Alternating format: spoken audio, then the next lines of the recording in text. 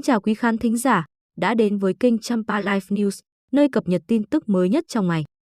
Trao đổi với Vietnamnet, tiến sĩ, luật sư Đặng Văn Cường cho rằng nếu kết quả giám định ADN cho thấy những đứa trẻ sống trong tỉnh thất Bồng Lai không phải là trẻ mồ côi mà là con của những người sinh sống ở đây, có thể cơ quan điều tra sẽ khởi tố vụ án hình sự về tội lừa đảo. Theo luật sư, Cơ quan An ninh Điều tra Công an tỉnh Long An đã thụ lý tin báo tố giác tội phạm về hành vi lừa đảo chiếm đoạt tài sản đối với một số cá nhân ở cơ sở thờ tự này và tiến hành xác minh theo quy định của pháp luật.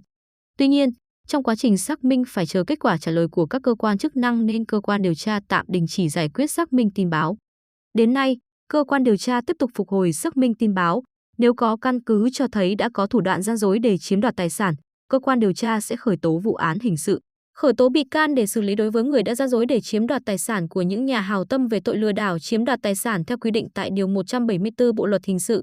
Theo quy định của Bộ Luật Hình sự, việc chuyển giao tài sản từ người này sang người khác thông qua việc tặng cho, ủy quyền sử dụng là quan hệ dân sự. Quan hệ dân sự này đòi hỏi thông tin của các bên phải chính xác, trung thực, tự nguyện. Nếu có thông tin gian dối, sử dụng thủ đoạn gian dối để người khác trao tài sản rồi chiếm đoạt thì đó là hành vi lừa đảo chiếm đoạt tài sản. Hành vi lừa đảo chiếm đoạt tài sản với số tiền từ 2 triệu đồng trở lên, người vi phạm sẽ bị truy cứu trách nhiệm hình sự. Nếu số tiền chiếm đoạt từ 500 triệu đồng trở lên, kẻ gây tội sẽ bị phạt tù 12 đến 20 năm hoặc tù chung thân.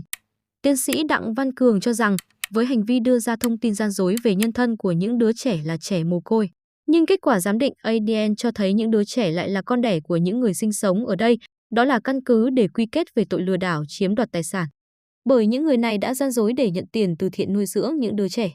Bởi vậy, việc phục hồi xác minh tin báo và thu thập các mẫu vật để tiến hành giám định ADN là một hoạt động tố tụng quan trọng để xác định sự thật khách quan, làm cơ sở kết luận của vụ việc này. Vẫn theo luật sư Cường, nếu mối quan hệ huyết thống của những người ở đây là quan hệ trực hệ về 3 đời, đã có quan hệ tình dục giữa những người có mối quan hệ trực hệ về 3 đời thông qua kết quả giám định ADN, đó là hành vi loạn luân. Cơ quan điều tra cũng sẽ khởi tố vụ án hình sự, khởi tố bị can đối với những người thực hiện hành vi loạn luân theo quy định của Bộ Luật Hình sự. Những người này sẽ phải đối mặt với những hình phạt có thể tới 5 năm tù, theo Điều 184 Bộ Luật Hình sự. Vẫn theo luật sư Cường, nếu mối quan hệ huyết thống của những người ở đây là quan hệ trực hệ về 3 đời, đã có quan hệ tình dục giữa những người có mối quan hệ trực hệ về 3 đời thông qua kết quả giám định ADN, đó là hành vi loạn luân. Cơ quan điều tra cũng sẽ khởi tố vụ án hình sự, khởi tố bị can đối với những người thực hiện hành vi loạn luân theo quy định của Bộ Luật Hình sự. Những người này sẽ phải đối mặt với những hình phạt có thể tới 5 năm tù, theo Điều 184 Bộ Luật Hình sự.